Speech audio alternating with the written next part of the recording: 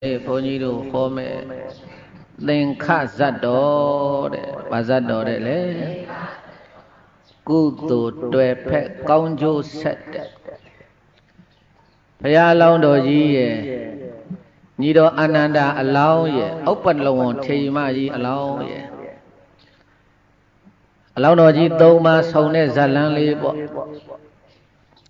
ကုသိုလ်တရားတွေကိုကြိုးစားပွားများအထုတ်တဲ့နေရာမှာလုံလဝရိယသရတရားထက်ထက်တန်တန်ဖြင့်ကုသိုလ်ကောင်းမှုကိုပြုတဲ့ပုဂ္ဂိုလ်များဘယ်တော့မှမဆင်းရဲဘူးဆိုတဲ့အကြောင်းကိုအလောင်းတော်ကြီးကသက်သေပြသွားတာတန်တာရတရဏထာယမဟောလူပါဏိဗန္နထဘာဝနာသီလဒါနေဟိတိဝိတိန်နောမဟာဝနောဒါရဝနှလုံးပြောင်ပြောင်းသူတော်ကောင်းတို့တန်တာရတရဏထာယတန်တရာစခန်းဟိုဘက်ကန်းသို့တန်တရာစခန်းဟိုဘက်ကန်းသို့သွားရောက်ဖို့ရာကြိုးငါဘာဝနာသီလဒါနေဟိဘာဝနာသီလဒါနဖြာပြရွယ်ကြိုးတန်းစာကရိယာတို့ဖြင့်မဟောလူပါဏိရိခာပြည့်စုံခိုင်လုံကျဲပြောသင်္ဘောလှေဖောင်ကြီးတွေကိုဗန္ဒထသောက်တည်ပြုလုပ်ပွဲတုပ်ချင်အောင်ကြပါကုန်လောမဟာနဝငါတို့နေမြုပ်တန်တရာဝဲစလုံးကြည်သည်အတ္တိဝိတိန်နောကံစာလန်းစာမမြင်ရအောင်အလွန်လွန်မင်းကျဲဝေါ်လာပါပေသည်လို့ဘဂဝါဘုန်းတော်၆စုအောင်လံထူဖြစ်တော်မူသောဘုရားရှင်ကိုတော်မြတ်ကအဝါဆောင်ကရုဏာရှိထာမေတ္တာအဖြင့်မိန့်ကြားတော်မူလိုက်ပါပေတည်း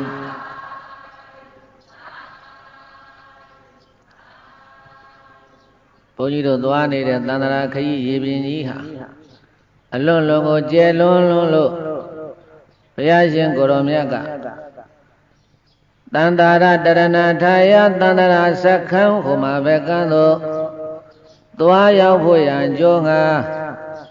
ဘာဝနာသီလဒါနေဟိဘာဝနာသီလဒါနဖြာဖြာရွယ်ကြိုးတန်းစာကရိယာတို့ဖြင့်သင်္ဘောကြီးမှာရွက်တွေကြိုးတွေလင်းရင်တိုင်တွေနဲ့ဒီလိုရှိရသလိုတန္တရာခရီးကသွားတဲ့အခါမှာလည်းပဲဒါနသီလဘာဝနာလို့ခေါ်တဲ့ရွက်ကြိုးတန်းစာကရိယာတွေမဟောလူပါဏိရိခာပြည့်စုံခိုင်လုံကျဲပြောသင်္ဘောလေဖောင်ကြီးတွေကိုသင်္ဘောကြီးပေါ်မှာရိခာတွေအပြည့်စုံတင်ပြီးတော့ပင်လယ်ခရီးသွားတဲ့ကုန်းတဲ့တွေဟာပြည့်ပြည့်စုံစုံသင်္ဘောပေါ်တင်ပြီးတော့မှသွားရသလိုသန္တရာခရီးကိုသွားနေတဲ့ပုဂ္ဂိုလ်တွေဟာလည်းပဲဒါနသီလဘာဝနာလို့ခေါ်တဲ့ကုသိုလ်ကောင်းမှုတွေကိုတင်ပြီးတော့ရွယ်ကြိုးတန်းစာကရိယာတို့ဖြင့်လောခတ်ပြီးတော့သွားပါလို့ဒီဒေသနာတော်ကဒီလိုပြောတာအဲ့တော့ဒီမှာဒါနကစပြောရင်ဒါနဆိုတာကိုရှာလို့ဝေလို့ရထားတဲ့ဥစ္စာပစ္စည်းတွေကိုနှမျောခြင်းတွတ်တိုခြင်းမရှိဘဲနဲ့ဘုရားမြတ်စွာသာနာတော်မှာဒုရနဲ့ဘုရားသာနာလို့အထုတ်တော်မူကြတဲ့ယဟန်တာမဏေယောဂီသူတော်စင်တို့ကိုလှူတန်းတဲ့ဆိုတာ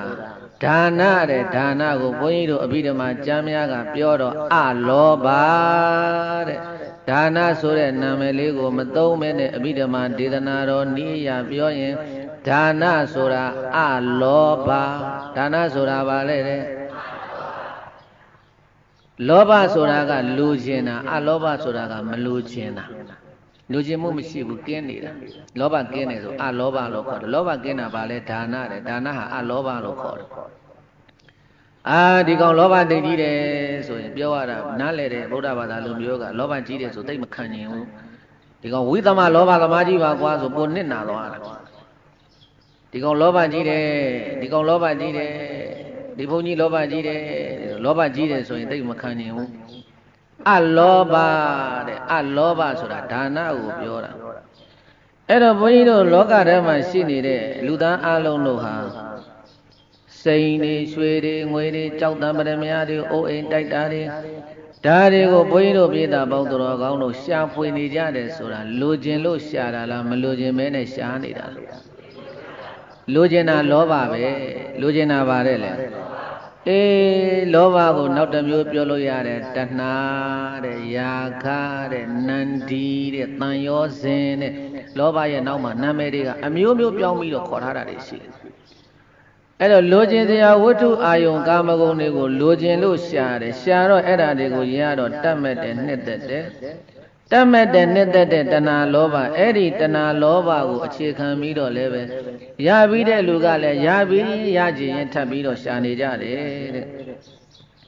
ကဲအဲ့ဒီလိုရှာဖွေလို့ရလာပြီဆိုတော့လည်းပဲအဲ့ဒါတွေကိုတခါသိညာပိုက်ကြထုတ်ကြပိုးကြတောခတ်ကြဒီလိုလုပ်ကြရတယ်ဒီလိုလှုပ်တာဟာလည်းပဲပုထုဇဉ်တို့ရဲ့သဘာဝပါပဲတဲ့ပုထုဇဉ်တိုင်းကလောဘရှိတာပဲပုထုဇဉ်တိုင်းမှာလောဘရှိသလားမရှိဘူးလားရှိတယ်သောတာပန်တော့လောဘရှိသေးတယ်သောတာပန်ပါရှိတယ်သောတာပန်ဟာလောဘရှိတယ်သောတာပန်လောဘမရှိဘူးလို့မပြောနဲ့သောတာပန်ကဒိဋ္ဌိနဲ့ဝိသိကိစ္စတရားနှစ်ပါးတဲ့ပဲသေးတာသောတာပန်မှာလောဘရှိတယ်ဒေါသရှိသေးတယ်သောတာပန်လည်းစိတ်ဆိုးတယ်သောတာပန်လည်းလိုချင်တယ်သူလည်းသောတာပတ္တိမဉ္ဇဉ်ဘုံညာကပယ်ထားတာကဒိဋ္ဌိနဲ့ဝိသိကိစ္စတရားနှစ်ပါးတည်းပယ်ထားတာသောတာပန်မှာလောဘရှိတယ်ဒေါသရှိတယ်အဲ့တော့သောတာပန်အဆင့်ကိုတော့မရောက်သေးတဲ့ပုရုဇဉ်ဆိုတော့လောဘဒေါသကတော့ရှိနေကြမှာပဲသို့တော်လည်းပဲတတိပညာတရားလက်ကင်ထားတဲ့လူတွေကတော့ပိဋကတ်ကိုရှာလို့ဝေလို့ရတဲ့ဥစ္စာပစ္စည်းတွေကိုကိုလည်းမြတ်တာအောင်စားတော့နေထိုင်ပြီးတော့လောကရဲ့အကျိုးသာနာတော်ကြီးရဲ့အကျိုးကိုတားနိုင်သမျှသူစွမ်းနိုင်သမျှငွေအားလူအားတို့ဖြင့်သာသနာတော်ကိုလည်းချီးမြှောက်တယ်လောကကိုလည်းပဲသူတတ်နိုင်တဲ့လောက်စောက်ရှောက်တယ်တဲ့အဲ့ဒီလိုလုံနေတာကိုဘုန်းကြီးတို့စာပေများမှာဗာပြောတော့ဆိုအဲ့ဒါပါရမီကုသိုလ်စုနေတာတဲ့ဘာကုသိုလ်စုနေတာလဲပါရမီကုသိုလ်စုနေတာတဲ့အဲ့ဒီပါရမီကုသိုလ်စုနေတဲ့ပုဂ္ဂိုလ်တွေကိုတကယ်အရင်ကြုံလာလို့ရှိရင်ဘုန်းကြီးတို့စာပေများမှာလေတမဟာဒေဝနတ်ကောင်းနတ်မြတ်တွေဟာကြည်မနေပါဘူးတဲ့ဒေဝရခန္တုသဗ္ဗရာဒေဝနတ်မြတ်အပေါင်းတို့သည်သဗ္ဗရာခါကတိရခန္တုစောက်ရှောက်တတ်ပါတယ်လောကအကျိုးသာသနာအကျိုးကိုဆောင်ရွက်နေတဲ့ပုဂ္ဂိုလ်တွေကိုရှာလို့ပြလို့ရတဲ့ဥစ္စာပစ္စည်းတွေကိုကိုကြီးပဲမစားမတော့ပဲနဲ့ဘုရားမြတ်စွာသာတော်ထံယဟန်တန်ဃာတော်ဒီသူတော်သီလရှင်နေနဲ့ဝေငှပြီးတော့စားသုံးမယ်ထောက်ပံ့မယ်လူဒန်းမယ်ဒါနသီလဘာဝနာကုသိုလ်ကောင်းမှုတွေပြုနေတဲ့ပုဂ္ဂိုလ်တွေကိုလောကကြီးကိုစောင့်ရှောက်နေတဲ့လောကပါဠိနမင်းကြီးတွေတဲ့သာသနာတော်ကြီးကိုစောင့်ရှောက်နေကြတဲ့သာသနာတော်စောင့်နမင်းကြီးတွေ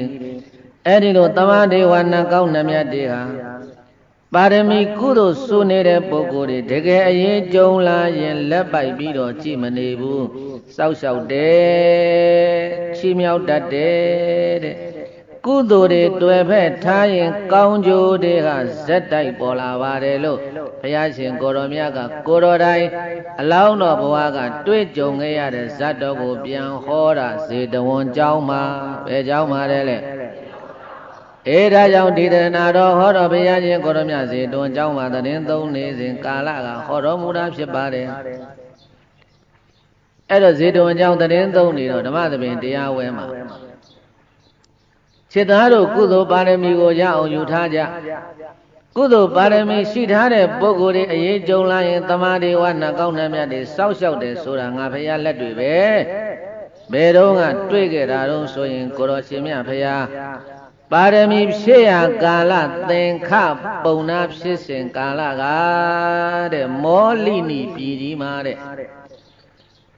ဘုန်းကြီးတို့ဘုရားလောင်းတော်ကြီးကသင်္ခပုံနာတဲ့ဘာပုံနာတဲ့လဲပစ္စည်းဥစ္စာချမ်းသာကြွယ်ဝတဲ့တထေကြီးတူဖြစ်ခဲ့ဘူးလေတရားကလည်းရှိတယ်ပညာကလည်းရှိတယ်တရားပညာရှိတဲ့အခါကျတော့ရှာလို့ဖွေလို့ရတဲ့စီဝါဥစ္စာတွေကိုငါတို့မိသားစုကြီးစားသုံးနေလို့မဖြစ်ဘူးရှိတဲ့စီဝါဥစ္စာတွေကိုလောကသာသနာနှစ်ဖြာကောင်းကျိုးရအောင်ဆောင်ရွက်မှာပဲလို့ဆိုပြီးတော့လောကလူသားတွေနဲ့မျှဝေသုံးဆွဲတယ်မောလိနီမြို့တက၄မျက်နှာမှာမန္တ၄လုံးမြို့လေကောင်မှာမန္တတစ်လုံးအိမ်ရှိမှာမန္တတစ်လုံး မန္တ6လုံးထိုးတာယောဂီတို့မန္တဘယ်နှလုံးထိုးလဲဘုရားလောင်းတော်ကြီးသင်္ခပုံနာဖြစ်စဉ်ကာလကမောလိနီပြီးမှမန္တ6လုံးထိုးပြီးတော့တလုံးလင်မန္တတလုံးလင်အတပြာ3သိန်းကုန်တယ်တနေ့ကိုလှူတာတနေ့3သိန်းမိုးဆိုတော့မန္တ6လုံးဆိုတော့တနေ့ကို6သိန်းကုန်လှူတာဘုရားလောင်းတော်ကြီးသင်္ခပုံနာတထေးဖြစ်စဉ်ကာလကဘယ်နှသိန်းလှူနေတိုင်း6သိန်းကုန်အောင်လူနေပေမဲ့လို့ဝင်ငွေကနေတိုင်း6သိန်းမရှိဘူးတဲ့တနေ့6သိန်းဝင်လို့6သိန်းလုံးကုန်အောင်လှူရင်တော့မှစားဖို့တောက်ဖို့ကရှိသေးတာဖယ်ရအောင်ပါ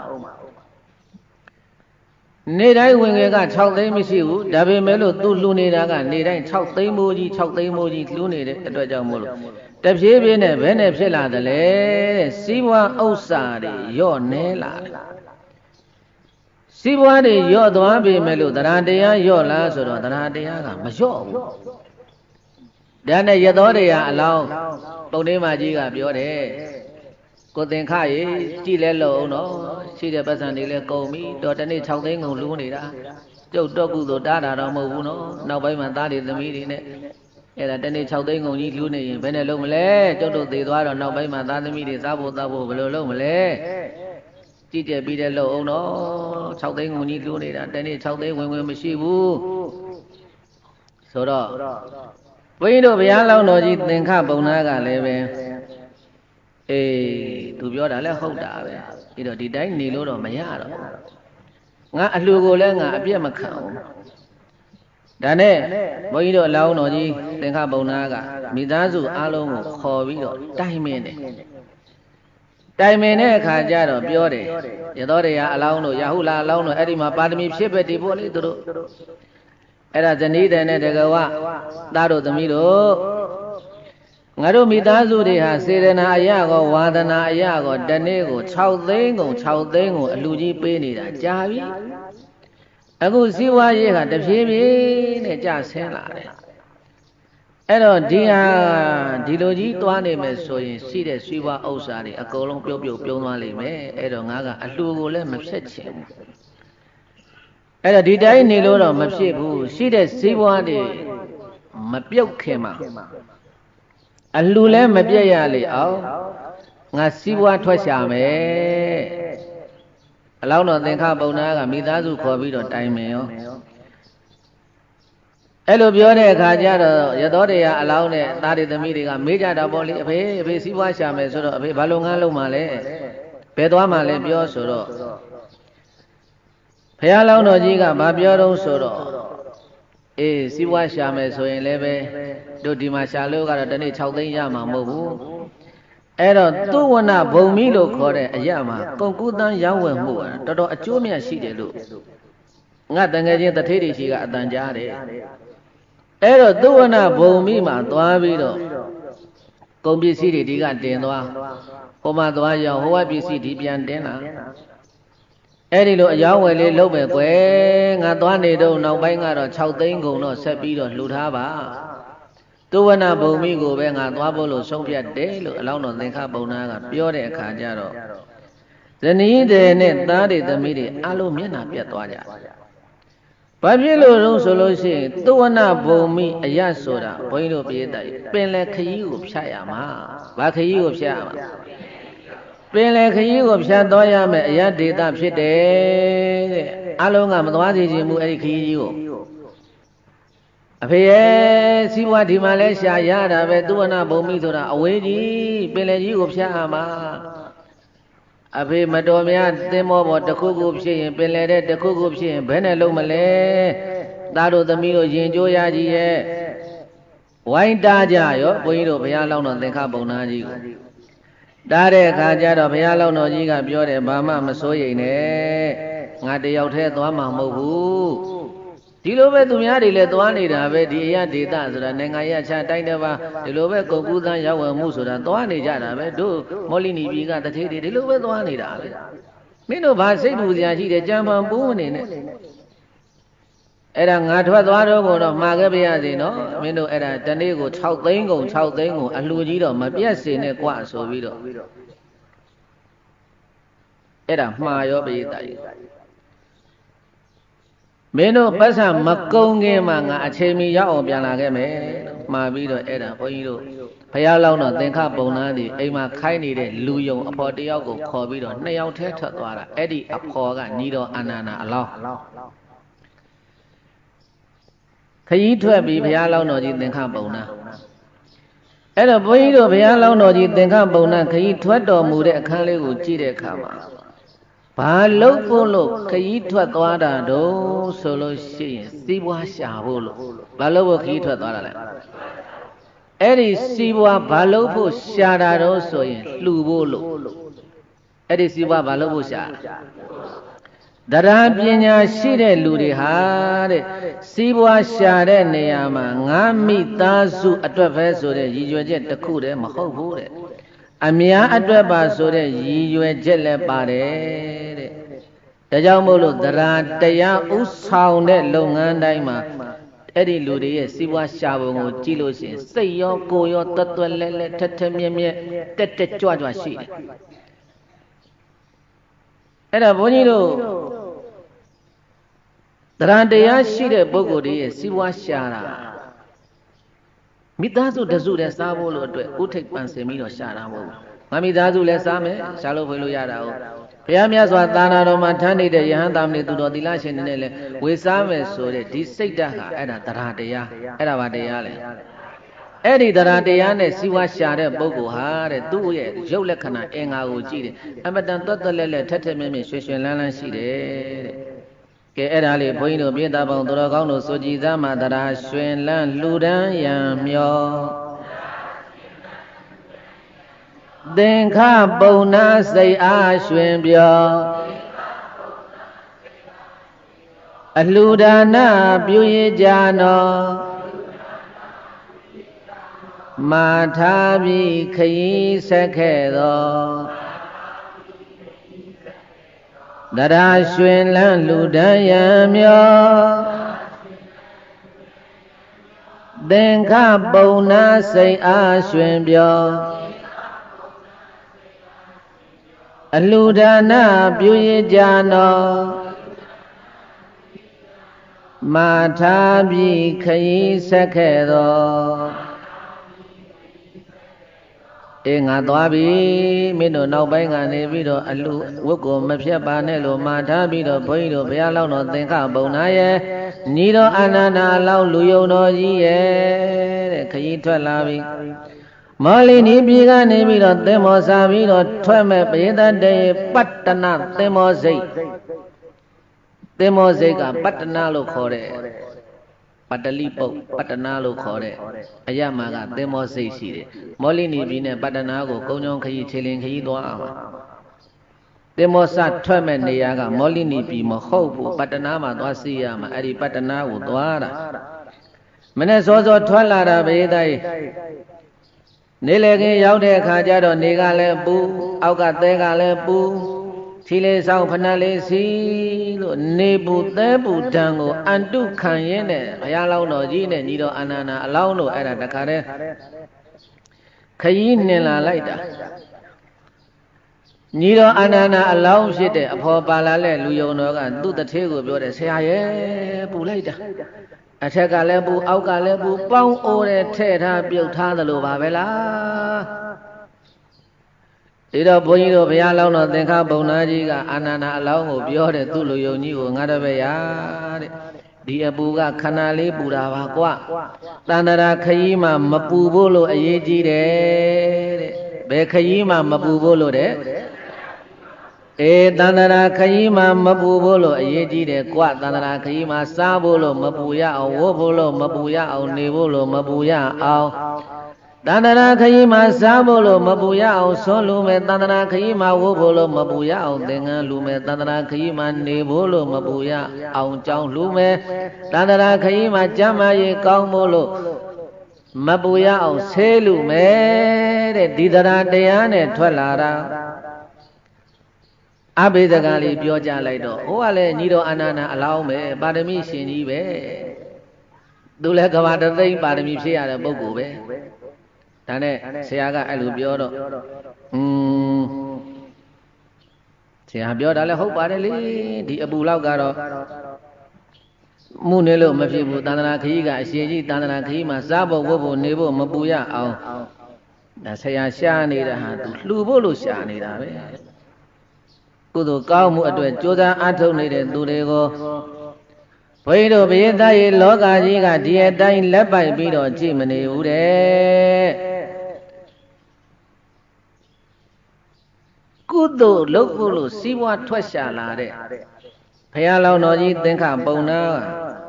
တရားတရားကသိထက်လွန်အားကြီးတယ်ဒီနေပူပုံပူသဲပူတဲ့တန်ကိုထီးလေးဆောင်းပြီးတော့ခါတုတ်နဲ့တခါထွက်လာတာဟာ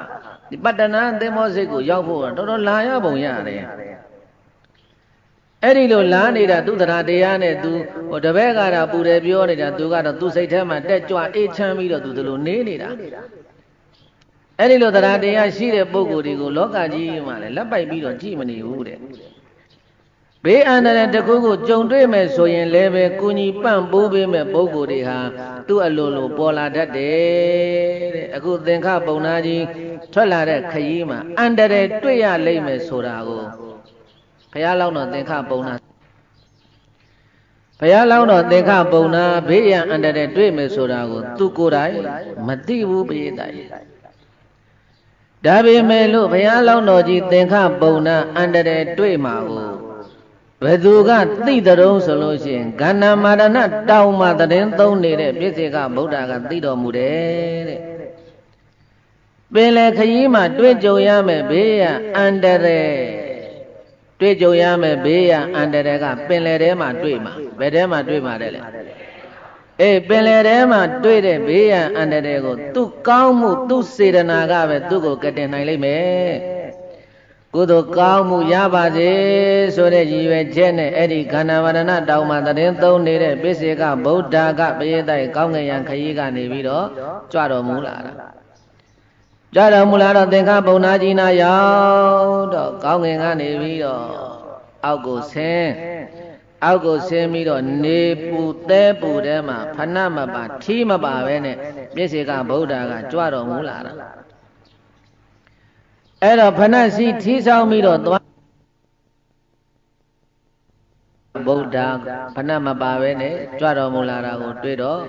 ဘုန်းကြီးတို့ဘုရားလောင်းတော်ကြီးသင်္ခပုံနာသူစီးထားတဲ့ဖဏကိုဘာလို့လဲမေးတိုက်ဖဏကိုချွတ်လိုက်တယ်တဲ့ဖဏကိုချွတ်ပြီးတော့သူစိတ်တဲ့ဘယ်လိုဖြစ်လဲငါအဖို့တော့ကောင်းမှုဆိုတဲ့မျိုးစစ်စိုက်ပျိုးကျဲချဖို့လို့တော့ကြုံပြီတရားတရားရှိတဲ့ပုဂ္ဂိုလ်များကြတော့လေသူ့ဟာသူအလိုလိုကိုတခါတည်းကုသိုလ်လုပ်ဖို့နေရာကတန်းတွေ့တာလေယာမြေကောင်းတဲ့ဘွယ်ဖြစ်တဲ့အလှခံကိုတွေ့ရပြီစိုက်ပျိုးမှတော်မယ်လို့ဆုံးဖြတ်ပြီးတော့သူ့ရဲ့ဖဏကိုသဲတွေဖုံးနေပြောင်းအောင်ခါနန္တာစီများနဲ့တုတ်လိမ့်တန့်စင်တဲ့ဖဏတောင်မှဘုန်းကြီးတို့ပြေးတိုင်းဖဏအသစ်မဟုတ်ပါဘူးစီးလာတဲ့ဖဏစီးလာတဲ့ဖဏကိုသဲတွေပြောင်းအောင်ခါနတာရည်များနဲ့တုတ်လိမ့်တန့်စင်ပြီးတဲ့အခါကျတော့မှပိစေကဗုဒ္ဓရဲ့ခြေတော်ရဲ့ဝိစင်ဥခိုက်လို့ခြေတော်ကိုကင်လို့ဘုန်းကြီးတို့ပြေးတိုင်းဖဏကိုလှူပါတယ်နောက်ပြီးတော့သူဆောင်းလာတဲ့ထီးကိုလည်းပဲပိစေကဗုဒ္ဓကိုကတ်လှူတယ်တဲ့အဲ့တော့ပိစေကဗုဒ္ဓကအဲ့ဒါဘုန်းကြီးတို့ဘုရားလောင်းတော်ကြီးသင်္ခပုံနာရဲ့ဖဏအဟောင်းလေးစီးသင်္ခပုံနာကြီးလှူလိုက်တဲ့ထီးကလေးဆောင်းပြီးတော့ပိစေကဗုဒ္ဓကအဲ့ဒီဖဏနဲ့ထီးအလှခံပြီးတော့ကောင်းငင်ခရီးဖြင့်ကန္တာမာရဏတောင်ကိုပြန်ကြွတော်မူပါတယ်သူလူလိုက်တဲ့ဖဏနဲ့ထီးကိုအလိုခံပြီးတော့ကြွတော်မူသွားတဲ့ပိစေကဗုဒ္ဓကိုလက်အုပ်ချီကြည်ညိုနေတာအဲ့ဒါသူ့ရဲ့မြင်ကွင်းကနေပြီးတော့ပျောက်ကွယ်သွားတော့မှလက်အုပ်ချီကိုဖြက်လို့ဘုန်းကြီးတို့ပြေးသားရဲ့အလောင်းတော်သင်္ခပုံနာခရီးဆက်ထွက်ခဲ့ပါတယ်ပတ္တနာသင်္ဘောစိတ်ကိုဘုန်းကြီးတို့ဘုရားလောင်းတော်သင်္ခပုံနာရောက်တော့သုဝနာဘုံမီကိုသင်္ဘောထွက်ဖို့လို့ရန်အလုံးအစင်နဲ့ဖြစ်နေပြီကံအားလျော်စွာပဲသူတို့ရောက်တဲ့အချိန်မှာသင်္ဘောထွက်မဲ့အချိန်နဲ့သွားတိုးတော့အဲ့ဒါဆရာတပည့်နှစ်ယောက်သင်္ဘောပေါ်တက်လို့ပင်လေခရီးကိုခရီးသည်တွေနဲ့အတူထွက်ခဲ့တာသင်္ဘောထွက်လာတာ4ရက်မြောက်ပြီတဲ့ဘယ်နှရက်မြောက်သင်္ဘောထွက်လာတာ4ရက်မြောက်တဲ့နေ့မှာလှိုင်းတွေရဲ့ပုတ်ခတ်မှုကြောင့်သင်္ဘောထဲမှာ ဘုန်းကြီးတို့ပြည်သားရေးအဲ့ဒီမှာတခါတည်းပြင်းနေကအကြောင်းတွေဖြစ်လာပြီးတော့အကြောင်းတွေကိုရသလောက်တော့ပိတ်ပါသေးတယ်ရေတွေကိုရသလောက်တော့ခတ်ထုတ်ကြပါသေးတယ်သို့တော်လည်းပဲပင်လေထဲမှာလိုက်လုံးတွေကတအားကြီးတဲ့အတွက်ကြောင့်မလို့မခံနိုင်တော့ဘဲနဲ့တဖြည်းဖြည်းနဲ့တခါတည်းသင်္ဘောတွေကိုရေတွေကအကုန်လုံးဝင်ပြီးတော့နောက်ဆုံးတော့သင်္ဘောကြီးဟာမြုပ်ဖို့လို့အနေထားကိုရောက်လာအသက်ဘေးနဲ့ကျုံလာပြီအသက်ဘေးနဲ့ကျုံလာတဲ့အခါကျတော့သင်္ဘောပေါ်မှာပါလာတဲ့ခရီးသည်တွေကဟိုပြေးဒီပြေးနဲ့စူညံပွက်နေတာအသေးဘေးသေးဝဆိုင်ပြီကိုအဲ့ဒီလိုရောက်ရက်ခတ်နေတဲ့အချိန်မှာဘုန်းကြီးတို့ဘုရားလောင်းတော်သင်္ခပုံနာကညီတော်အာနန္ဒာအလောင်းဖြစ်တဲ့သူတပည့်ကိုပြောတယ်ငါတပည့်အခုချိန်ရောက်မှတော့ဘာမှသွေးပြက်မနေနဲ့တော့စားစရာရှိတာဝအောင်သာစားငါလည်းအဝစားမှာပဲပြီးလို့ရှိရင်မင်းတကူလုံးဟောဒီထောပစီတွေကိုလိမ့်ငါလည်းလိမ့်မှာပဲလိမ့်ပြီးလို့ရှိရင်ငါလှုပ်တယ်လို့မင်းလိုက်လို့ညီတော်အာနန္ဒာအလောင်းသူတပည့်ကိုသူမှာကြစားရရှိကြတယ်စားဟိုမှာသူများတွေကတော့သင်္ဘောပြက်တယ်ဆိုတော့သေမှာဆိုတော့ဟိုပြေးဒီပြေးမစားနိုင်ဘူးဘုရားလောင်းတော်ကြီးနဲ့ညီတော်အာနန္ဒာတို့ကတော့အဝစားတာပဲစားလို့ပြီးတဲ့အခါကျတော့ခန္ဓာကိုယ်မှာတခါတည်းထောပစီတွေလိမ့်ပြီးတော့ဆရာတပည့်နဲ့လင်းရင်တိုင်ထိပ်ဖျားကိုတက်သွားပြီးတော့မောလိနီပြည်ရှိရအရဘက်ကိုမှန်းပြီးတော့သင်္ဘောနဲ့အဝေးဆုံးနေရာရောက်အောင်ကိုအဲ့ဒါခုံချလိုက်တာကျန်တဲ့လူတွေကတော့ပင်လယ်ထဲမှာပရိသတ်တွေဟိုပြေးဒီပြေးဟိုပြေးဒီပြေးနဲ့တခါသင်္ဘောကြီးတပြေးပြေးနဲ့မြုံပြီးတော့သွားလိုက်တာအဲ့ဒီလူတွေလည်းအကုန်သေးငါးစားငမန်းစားမိချောင်းသားတွေဖြစ်အဲ့ဒီသင်္ဘောပေါ်မှာသေနေတဲ့လူတွေကိုငါးတွေမိချောင်းတွေငမန်းတွေကဝိုင်းစားနေတော့ဘုန်းကြီးတို့ဘုရားလောင်းတော်ကြီးနဲ့အဲ့ဒါအာနန္ဒာအလောင်းတို့ကလက်ပြီးကူးပြီးတော့တခါတပြေးကြရောပြေးပြီးတော့အဲ့ဒီပင်လယ်ထဲမှာကူးနေလိုက်တာဟာဘယ်လောက်ကြာတော့ဆိုရင်9ရက်ကြာတယ်တဲ့ဘယ်နှရက်ကြာတယ်တဲ့လဲ9ရက်ပတ်လုံးအသက်မသေးပဲနဲ့အဲ့ဒီမှာပြောသွားရင်ကနေတဖြည်းဖြည်းနဲ့ဘဲနဲ့ဖြစ်လာတယ်မျောပဲကြံတော့တယ်တခါတည်းမျောပဲကြံတော့သေတော့မသေးဘူးတော့အဲ့ဒါတခါတည်းမျောနေတာရတဲ့လောက်လေးတော့လှုပ်နဲ့ကူးနေသေးတာအဲ့တော့ဒီနေရာမှာကုသိုလ်ကောင်းမှုပြုလုပ်ထားတဲ့သူအကျင့်သီလပြည့်စုံတဲ့သူမိဘကိုပြုစုစောင့်ရှောက်လုပ်ကြွတဲ့သူများကိုပင်လေသမုဒ္ဒရာထဲမှာဘေးဒုက္ခတွေတွေ့ကြုံရင်ကဲမစောင့်ရှောက်ဖို့လို့ဆိုပြီးတော့လောကပါဠနမင်းကြီး၄ပါးကဘသူကိုတာဝန်ပေးထားတော့ဆိုရင်ဘုန်းကြီးတို့ပရိသတ်ဒီနတ်သမီးကိုကြားပြီးသားပါမဏိမေခလာဘယ်နတ်သမီးလဲပရိသတ်အဲ့ဒီမဏိမေခလာနတ်သမီးကိုလောကပါဠနမင်းကြီးတွေကတာဝန်ပေးထားတာ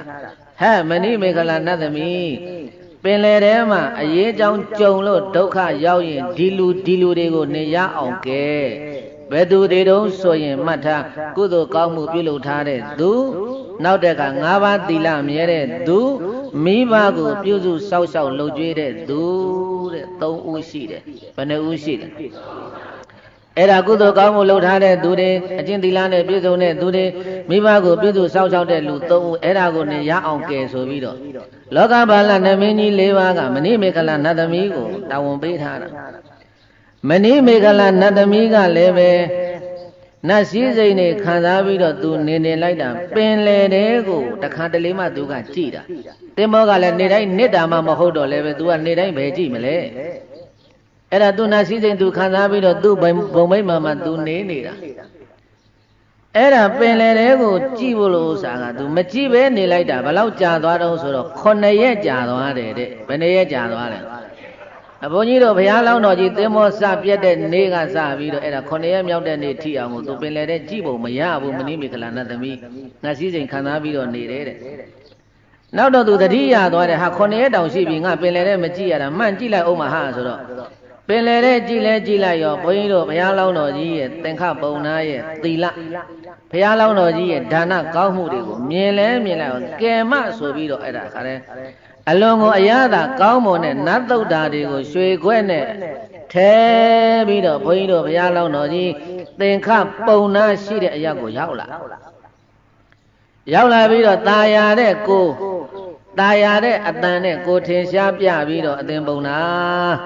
တေဟံပင်မန်းကြီးစွာနဲ့အစာဟာရဖြတ်ပြီးတော့ကူးနေတာကြာပါပြီအဲ့တော့ဓာလေးကိုစားပါလို့ဆိုပြီးတော့ဘုရားလောင်းတော်သင်္ခပုံနာကြီးကိုနတ်သုဒ္ဓါတွေကျွေးတာ ကျွေးတဲ့အခါကျတော့သင်္ခဘုံနာကနတ်သမီးသင်ရဲ့အစားအစာကိုငါမစားလို့ဘူးတဲ့ငါဟာဥပုပ်ဆောက်တည်ထားတဲ့သူတဲ့ကဲဘိန်းတို့ဘေးသားကြီး9ရက်လုံးလုံးဥပုပ်ဆောက်တာဘယ်နှရက်လုံးလုံးဥပုပ်ဆောက်တာလဲအေး9ရက်လုံးလုံးဥပုပ်ဆောက်နေတာငါဥပုပ်ဆောက်တည်ထားတဲ့သူတို့ဒီလိုပြောတာ哦ပြောတော့အနားမှာကူးနေတဲ့အာနန္ဒာအလောင်းလူယုံတော်ကဟာငါဆရာတယောက်တည်းစကားပြောနေပါလားမစားဘူးလို့လည်းခေါင်းခါတယ်ဥပုပ်ဆောက်တယ်လို့လည်းပြောနေတယ်ငါဆရာတော့သေဘေးကိုတွေးကြောက်ပြီးတော့ကြောင်6ရှားနဲ့တယောက်တည်းဘာတွေစကားပြောနေလဲမသိဘူးယူများယူသွားပြီလားမသိဘူးဆိုပြီးတော့ဆရာတယောက်တည်းဘာတွေပြောနေတာလဲသေရမယ်ဘေးကိုကြောက်လို့လားဆရာပဲအစောတုန်းကတော့ပြောပြီးတော့တန်တရာဘေးကဘာဖြစ်တယ်ညာဖြစ်တယ်နဲ့ဆရာကြောက်မနေပါနဲ့အာနန္ဒာအလောင်းကတခါသူ့ဆရာတရားပြန်ဟောတဲ့အခါကျတော့မှဘုရားလောင်းတော့သင်္ခဘုံနာကပြောတယ်ဟဲ့ငါမယူဘူးသေဘေးလဲငါမကြောက်ဘူးငါစကားပြောနေတာဟာဆရာစကားပြောနေတာဘယ်သူနဲ့ပြောနေတာလဲမဏိမေခလနတ်သမီးကိုဘုန်းကြီးတို့ပြေးတဲ့ဘုရားအလောင်းတော်သင်္ခပုံနာတယောက်တည်းမြင်ရတာအာနန္ဒာအလောင်းဖြစ်တဲ့သူ့ရဲ့လူယုံတော်တပည့်ကမမြင်ရဘူးဒါကြောင့်မို့လို့သူကမေးနေတာငါသေဘေးကိုကြောက်လို့ကြောင်6ချမ်းတဲ့စကားတွေဟိုပြောဒီပြောနေတာမဟုတ်ဘူးစကားပြောပေါ်ရောက်လာလို့ပြောနေတာငါနဲ့စကားလာပြောနေတဲ့လူကအစင်းလဲအလွန်လာတယ်ရွှေနဲ့တစားဆင်နာတဲ့ဗဒမြားကပတ်ကိုလည်းပတ်ထားတယ်မဏိမေခလာရဲ့ပုံကိုအဲ့ဒီမှာအလောင်းတော်သင်္ခဘုံနာကပြောပြနေတာအလွန်ကိုလည်းရုပ်အစင်းငါကလည်းလှပတယ်တဲ့ကပတ်ကလည်းရွှေနဲ့ဗရမ ्या နဲ့စီထားတယ်ကပတ်ကိုလည်းပတ်ထားတယ်တရားတရားနဲ့ငါကိုရွှေခွက်ထဲမှာနတ်သုဒ္ဓတွေထည့်ပြီးတော့လာကျွေးနေလို့ငါပြောနေတယ်နတ်သမီးတယောက်ဒါဖြစ်ရင်လည်းဆရာရဲ့တကယ်နတ်သမီးလားဓမ္မမို့လို့ရှိရင်လည်းပဲတကိုးရှိတဲ့လူမိန်းမလားဥစ္စာဆောက်လားဘာလဲသိရအောင်လို့ဆရာသေချာမေးသမ်းပါဦးအာနန္ဒာအလောင်းကဒီကနေတပည့်ကအကြံပေးတယ်ကြံပေးတဲ့အခါကျတော့ဘုန်းကြီးတို့ဘုရားလောင်းတော်ကနတ်သမီးမှန်သိပါတယ်ဒါပေမဲ့လို့တပည့်စိတ်ထဲမှာတန်တရားရှင်းသွားအောင်လို့ဆိုပြီးတော့မေးတာမေးတဲ့အခါကျတော့မှမဏိမေခလနတ်သမီးကအသင်ပုံနာတဲ့ငါဟာတကုအာနုဘောရှိတဲ့နတ်သမီးပါတဏှာကရုဏာလည်းထားတတ်တဲ့သူလည်းဖြစ်ပါတယ်သင်ရဲ့အကျိုးအတွက်ဒီသမုဒ္ဒရာကိုငါရောက်လာတာဖြစ်ပါတယ်ငါမှစားတရားတောက်เสียအိယာနေရဆင်မြင့်စားတဲ့စီးစိမ်ဥစ္စာတွေငါရှိမှပြည့်ပြည့်စုံစုံအကုန်လုံးရှိပါတယ်အဲ့တော့သင်လိုချင်တာကိုသာပြောပါငါအလုံးလုပ်ပေးနိုင်ပါတယ်လို့ပြောတာအဲ့တော့မှဒီစကားလဲကြာမဏိမေခလနတ်သမီးကိုလည်းမြင်ရတာဟိုမှာအာနန္ဒာအလောင်းကဒီတော့ဒီနေရာမှာမဏိမေခလနတ်သမီးကသူပြောပြီးပြီနော်လိုအပ်တာအလုံးကိုပေးမယ်တဲ့စိတ်ချွေငယ်ကြောက်တံပရမြရှင်မင်းကျွမ်းတော့လိုအပ်တာရှိရင်ပြောပါအကုန်လုံးပေးပါမယ်တာမန်လောဘကြီးတဲ့လူဆိုလို့ရှိရင်ဘုန်းကြီးတို့ပြေးတိုင်းဟာစိတ်နေပေးပါရွှေတွေပေးပါဒါတောင်းမှာပေါ့ဘုရားလောင်းတော်ကြီးကတော့လောဘတဏှာကိုခွာနိုင်သမျှခွာပြီးတော့လှူနိုင်သမျှလှူနေတဲ့လူဆိုတော့အလောင်းတော်ကြီးပါရမီစုနေတာဆိုတော့ဘုရားကုဏကပြောခဲ့ပြီးဒါနဟာအလောဘဒါနကိုအဘိဓမ္မာယခေါ်ပါခေါ်လဲသူကလှူနိုင်သမျှလှူနေတာအလောဘဒါနကောင်းမှုလုပ်နေတဲ့သူဆိုတော့ဘာမှမတောင်းသေးပဲနဲ့နတ်သမီးကိုမေးတယ်မဏိမေခလနတ်သမီးသင်ငါကိုလိုချင်တာတွေပေးမယ်ဆိုတာတော့ဟုတ်ပါပြီငါကိုဘာကြောင့်စည်းစိမ်ဥစ္စာတွေကိုလာပေးနေရတာလဲဒါကတော့ပုံနာကြီးရဲ့သင်ရဲ့ကုသိုလ်ကောင်းမှုပါပဲဟာငါလုပ်ခဲ့တဲ့ကုသိုလ်ကောင်းမှုတွေကအများကြီးပဲတနေ့ကို6သိန်းကုန်ကြီးလှူခဲ့တာပဲဘယ်ကုသိုလ်ကထက်မြဲမြဲရှိလို့လေတနေ့ကို6သိန်းပုံမှန်လှူနေတာဘယ်နေ့ကကုသိုလ်ကဘာထက်မြက်လို့လဲပြောဘယ်ကုသိုလ်ကမြန်ပို့ပြီးထူးခြားလာလို့လဲဆိုတဲ့အခါကျတော့မှအဲ့ဒီမှာမဏိမေခလနတ်သမီးကရှင်းပြတာဘုံသားကြီးတဲ့သင်ဟာအခုခီးထွက်လာတဲ့ခါတုန်းကပြစ္ဆေကဗုဒ္ဓတပါးကိုသင်စည်းထားတဲ့ဖဏနဲ့ဆောင်းလာတဲ့ထီးကိုပေးလူခဲ့ဘူးတဲ့ဩ ကိုယ့်ရဲ့ကောင်းမှုခြေပူတာကိုဂယုမဆိုင်ပဲနဲ့ပြည့်စေကဗုဒ္ဓရဲ့ချမ်းသာမှုကိုသာရှင်းရှုပြီး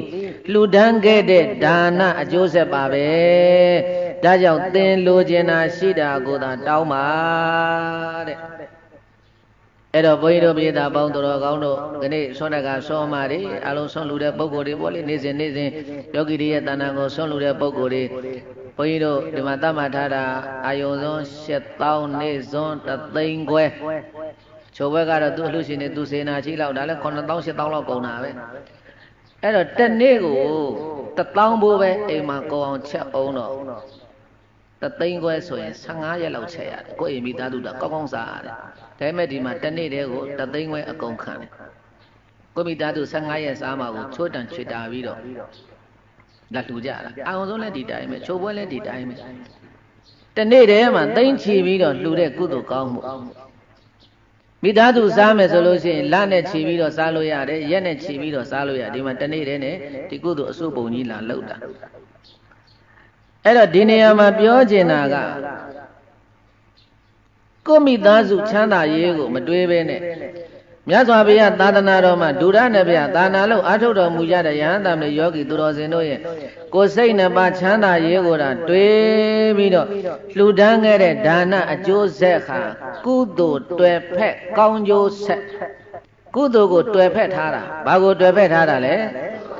အေးမိသားစုကိုတွယ်ဖက်ထားလို့ရှိရင်အဲ့ဒါမလူဖြစ်တော့ဘူးဒါငါမိသားစုအတွဲဒီ3သိန်းခွဲဆိုလို့ရှိရင်အနည်းဆုံးရွှေဆိုရင်ဘယ်လောက်သားလုံးလို့ရမယ်ဟောဒီလိုရွှေဘက်ကလက်တွယ်လို့ရတာပဲဒါမှမဟုတ်လို့ရှိရင်လည်းဟင်းချက်စားမယ်ဆိုတနေ့ကို1000ဘိုးချက်လို့ရှိရင်ကြက်သားဟင်းက1မျိုးရမယ်ဝက်သားဟင်းက1မျိုးရမယ်ဘာက1မျိုးရမယ်တနေ့ဟင်းရံဘိုး1000ဘိုးကောင်အောင်ချက်လို့ရှိလို့ရှိရင်15ရက်စားလို့ရမယ်ဒီလိုလျှောက်ပြီးတော့ကိုမိသားစုအရေးကိုတွယ်ဖက်ပြီးတော့တွက်နေမယ်ဆိုလို့ရှိရင်ဒါမလူဖြစ်တော့ဘူးအဲ့ဒီလိုကိုမိသားစုချမ်းသာရေးကိုနောက်ဆုတ်ပြီးတော့ယဟန်တာမလေးယောဂီသူတော်စင်တို့ရဲ့ချမ်းသာရေးကိုရှေ့တန်းတင်ပြီးတော့လှူဒန်းတဲ့အတွက်ကြောင့်မို့လို့အဲ့ဒါကုသိုလ်ကိုတွယ်ဖက်တာဘာကိုတွယ်ဖက်တာလဲကုသိုလ်တွယ်ဖက်ရင်ကောင်းကျိုးတွေဆက်လာမယ်တဲ့ဘာတွေဆက်လာမယ်တဲ့လဲအေးကောင်းကျိုးတွေဆက်လာမယ်တဲ့အဲ့ဒါအခုမဏိမေခလနတ်သမီးကပြောပြတာဟို6သိန်းကိုအလှူကိုဒီလောက်မဟုတ်ပါဘူးတဲ့သင်ဒီလာစဉ်ကာလတုန်းကအဲ့ဒါပြည့်စေကဗုဒ္ဓတပါးရဲ့ကိုယ်စိတ်နှစ်ပါးချမ်းသာမှုကိုရည်မှန်းပြီးတော့အဲ့ဒါသင်ထီရောဖဏကောသင်ဖဏသင်လှူလိုက်တော့သင်သဲပူကြီးတဲ့လာရတယ်မို့လားဆောင်းလာတဲ့ထီလှူလိုက်တော့သင်နေပူကြီးတဲ့လာရတယ်မဟုတ်ဘူးလားသင်အလူကိုလူခံသွားတာကလည်းတာမန်ပုဂ္ဂိုလ်မဟုတ်ဘူးကန္နာဝန္ဒနာတောင်တရင်သုံးနေတဲ့ပြည့်စေကဗုဒ္ဓပဲအဲ့ဒီကုသိုလ်ဟာအများဆုံးပဲဟို6သိန်းကောင်ကသတုတိတာကျွေးတာ6သိန်းကောင်ကဘာကျွေးတာလဲစတုဒိတာဆိုတာအရာလေးမျက်နှာကလာသမျှလူအကုန်လာမှာပဲအမှုသမားလည်းလာမှာပဲအယူသမားလည်းလာမှာပဲသီလရှိတဲ့ပုဂ္ဂိုလ်လည်းလာမှာပဲသီလမရှိတဲ့ပုဂ္ဂိုလ်လည်းလာမှာပဲတန်ခါမုတ်ဆိုအကုန်ဝင်စားမှာပဲစတုဒိတာဆိုမှတော့အကုန်ကိုလာစားတာဘယ်သူစားသူကအကုန်ကျွေးတာဟုတ်အဲ့တော့ကောင်းတဲ့လူလာသလိုမကောင်းတဲ့လူလာမယ်စင်ကြယ်တဲ့ပုဂ္ဂိုလ်လာလို့မစင်ကြယ်တဲ့ပုဂ္ဂိုလ်လည်းပါရင်လည်းပါမယ်အဲ့ဒီကုသိုလ်တစ်နေ့6သိန်းကိုလှူတဲ့ကုသိုလ်တဲ့စာရင်စီးလာတဲ့ဖဏအဟောင်းလေးနဲ့ဆောင်းလာတဲ့ထီအဟောင်းလေးလှူလိုက်ရတာကအဲ့ဒီကုသိုလ်ကပုံမြတ်တယ်ဘာဖြစ်လို့တော့အလူကံပုဂ္ဂိုလ်ကအလွန်ကိုစင်ကြယ်နေတာပြည့်စေကဗုဒ္ဓဖြစ်နေလို့ခန္ဓာမာနတောင်ကအေးဘုန်းကြီးတို့ဒီနေ့သွန်တကသွန်မတွေလည်းပဲဒီချမ်းမြေမြိုင်ကျောင်းမှာတရားလို့အထုတ်တော်မူနေကြတဲ့ယဟန်တော်များဆို229သွဲတာမဏေများဆိုရင်လည်းပဲသိက္ခာပုဒ်ပေါင်း100ကျော်အမျိုးသားမျိုးသမီးယောဂီတွေဆိုရင်လည်းပဲသိက္ခာပုဒ်ပေါင်းဥပုသ္တိလ10ပါးအဲ့ဒီတော့ဒီဥပုသ္တိလတွေရှိနေတဲ့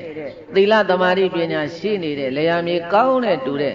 သူတော်စင်တွေကိုလှူရတဲ့အကျိုးဟာလေယာမြေကောင်းမှမျိုးစေ့ကောင်းကျဲချလိုက်ရတယ်လို့ပဲ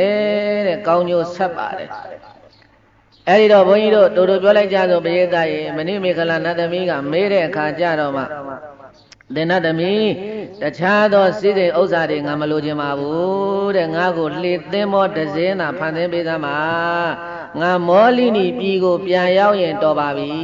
တဲ့ကဲဘလောက်တောင်အလိုနဲတဲ့ပုံနာတော့ဆိုတာကြည့်သားနတ်သမီးကလိုချင်တာတောင်းမှလို့ပြောနေပြီဘိဓိပယတာနော်ဒီနေရာမှာကိုနှိုင်းပြီးတော့စဉ်းစားကြည့်အလောင်းတော်ကြီးဘယ်လောက်ကြီးညိုဖို့ကောင်းတော့ဆိုတာနတ်သမီးကလိုချင်တာတောင်းမှဆိုလို့ရှိရင်တော့အ ਨੇ ဆုံးတော့ရွှေတပိဿာလောက်တော့တောင်းမိမှာပဲ အခုမဏိမေခလာနတ်သမီးဟောဒီပလင်ရှိဘွားကနေပေါ်ပြီးတော့ဘုန်းကြီးလာမေးသားမှာလားရှင်မရဘာလိုချင်တော့ဗျလိုချင်တာတောင်းပေးမယ်ဆိုရင်ဘုန်းကြီးတို့ပြေးတာဘာတောင်းမယ်ထင်လဲသိလားမသိဘူးလားပါကျဲတို့တတိလောက်ချပေးသားမှာတရားဟောသွားတာပင်မနာခါတွေလဲဆောက်တာဆိုင်ကယ်နဲ့သွားလို့သွားရပါကျဲတို့တတိလောက်လုပ်ပေးသားမှာတော်ပြီးအဲ့ဒါရရင်ကျင်တတ်တယ်ပြန်လို့ဆိုသူပြန်လှုပ်လိုက်မှာအခုအလောင်းတော်ကြီးဘာပြောနေလဲဘာတောင်းနေလဲလေသင်းမောတစ်စင်းရရင်တော်ပါပြီတဲ့ငါမောလိနီပြည်ကိုပဲပြန်မရစေတော့စီးပွားဥစ္စာဆိုတာအသက်ရှင်နေရင်ရှာလို့ရပါတယ်ဒီကပြောလိုက်တဲ့စကားလေးတွေအလောင်းတော်ကြီးများဘယ်လောက်တန်ဖိုးရှိတုံးဆိုတာစီးပွားဥစ္စာဆိုတာအသက်ရှင်နေရင်ရှာလို့ရပါတယ်တဲ့ဒါကြောင့်မို့လို့နတ်သမီးရဲ့တဲ့သင်္ကားကိုကဲမယ်ဆိုရင်လည်းပဲလေတစ်စင်းသာပေးပါတော့ကွယ်လို့တောင်းတော့သင်္ခါပုံနာရဲ့စကားကိုမဏိမေခလာနတ်သမီးကအလွန်ကိုသဘောကျသွားတယ်ပရိသတ်ကြီးလောဘတဏှာတတ်မဲ့ခြင်းမရှိတဲ့သင်္ခပုံနာရဲ့စိတ်ဓာတ်ကိုလည်းပဲနတ်သမီးကအလွန်ကိုလေးစားသွားတယ်တဲ့ဒါနဲ့ချက်ချင်းပဲယရဏ9ပါးနဲ့ပြုလုပ်ထားတဲ့လေသင်းမောတစ်စင်းကိုဖန်ဆင်းလိုက်ပါတယ်အဲ့ဒီလေသင်းမောဟာအလျာရှိဥဒ္ဒဗအနံလေးဥဒ္ဒဗအစောက်ကတာ200ရှိတယ်တဲ့လေးရင်တိုင်းကဗရမ ्या နဲ့လှုပ်ထားတာကျိုးတွေကရွှေကျိုးငွေကျိုးရွက်ကငွေပြားတွေနဲ့ခတ်ပြီးတော့ပြုလုပ်ထားတာထိုးဝါတို့တက်မတို့ကတော့ရွှေတွေနဲ့တခါတည်းပြုလုပ်ပေးလိုက်တယ်တဲ့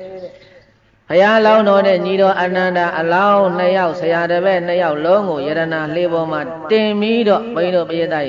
နေချင်းပဲမောလိနီပြည်ကိုမဏိမေခလာနတ်သမီးကအဲ့ဒါတကိုးနဲ့တခါတည်းရောက်အောင်ပို့တာမောလိနီပြည်ရောက်တဲ့အခါကျတော့မဏိမေခလာနတ်သမီးကသင်္ခပုံနာရဲ့အိမ်လုံးပြေးရွှေငွေဥစ္စာယရဏတွေဖန်ဆင်းပေးခဲ့ပြီးတော့သမုဒ္ဒရာကိုပြန်လာခဲ့တာအဲ့တော့အလောင်းတော်သင်္ခပုံနာလည်းပဲဟာအဲ့ဒီမှာအိမ်မော်လဲဝင်လဲကွာဖေကြီးပြန်လာပြီဖေကြီးပြန်လာပြီပုံနေမကြီးကလည်းဟာသင်္ခပုံနာကြီးပြန်လာပြီနဲ့ဆင်းကြိုတယ်အိမ်မော်လဲတက်ကောတိန်လုံးတခါတည်းစိန်ရွှေငွေကြောက်တံပရမများတွေအကုန်လုံးပြမိသားစုတွေအကုန်လုံးအံ့ဩကြတာဘယ်လိုဖြစ်တယ်လဲပြောပါဦးပင်လေထဲမှာဒီလိုဖြစ်တယ်ပေါ့အဲ့ဒါကြီးကဘယ်ကရလဲအဲ့ဒါနတ်သမီးလှုပ်ပေးသွားတာထင်တယ်တော်နတ်သမီးကိုဘာသွားပြက်လို့လဲဘာမှမပြောငါတို့ပင်လေတဲ့သင်္ဘောပြက်လို့သူကသူကဲတာတခုတော့ရှိတယ်နတ်သမီးကငါပြောသွားတယ်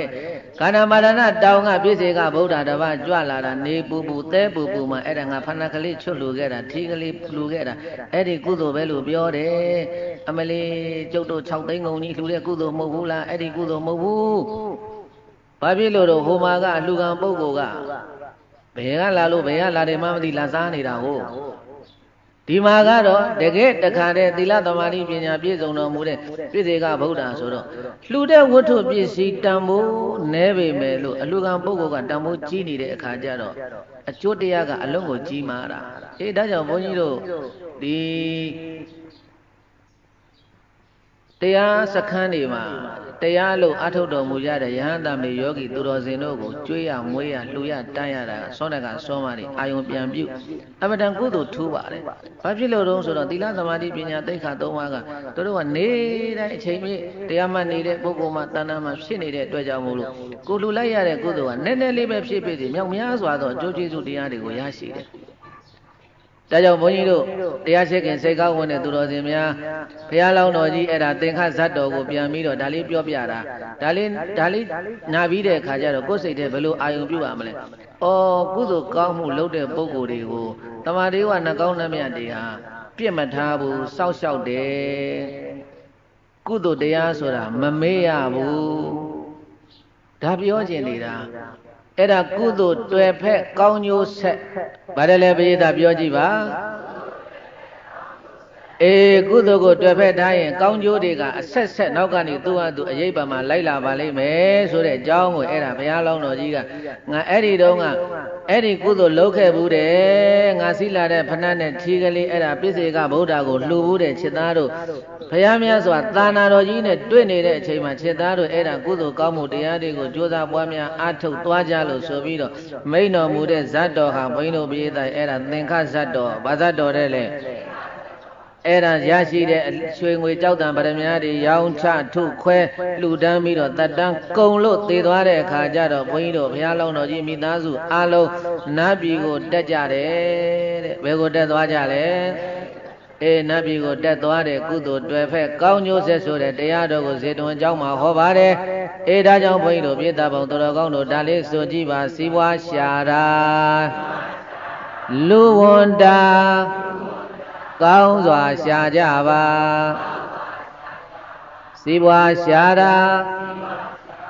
လူဝန်တာကောင်းစွာရှာကြပါရတဲ့စီးပွားကိုလည်းစားတာအားသမျှလှူကြပါဗုဒ္ဓဘာသာလူမျိုးမှာစီးပွားရှာတာလှူဖို့ပါဗုဒ္ဓဘာသာလူမျိုးမှာစီးပွားရှာတာလှူဖို့ပါသင်္ခပုံနာတဒါကထူးခြားအံစရာသင်္ခပုံနာတဒါကထူးခြားအံစရာစီးပွားကြရာထိုချိန်ခါလူရာမပြတ်ပါစီးပွားကြရာထိုချိန်ခါလူရာမပြတ်ပါသူစေရနာ